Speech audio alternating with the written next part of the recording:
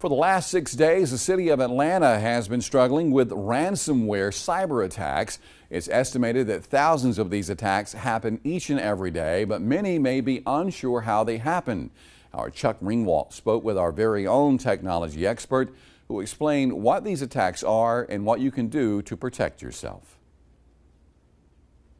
While many of the city's employees were given the okay to turn their computers back on, Atlanta is still recovering from an internet computer attack that caused outages on a variety of applications, including some that customers may use to pay bills. At first, the hackers demanded 6 Bitcoin, which is equal to about $51,000. But today, the portal to pay that fee was taken down. According to the Department of Justice, since 2016, more than 4,000 ransomware attacks happen every day. That's a 300% increase from 2015, and it cost the U.S. economy about $109 billion in 2016.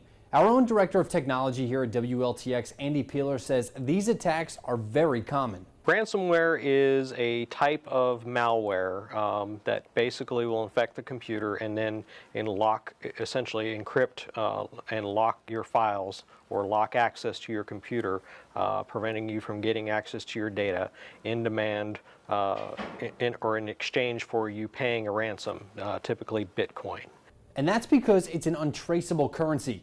DOJ says even if you pay the ransom, the key to get your data back may not even work.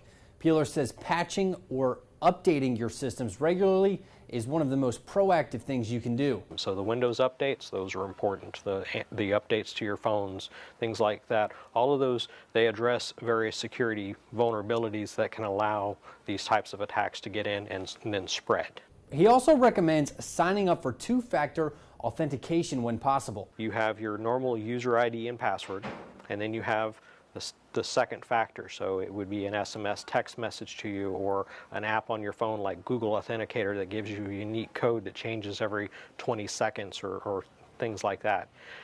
Without that other factor of authentication, if somebody gets your username and password, they can't log in.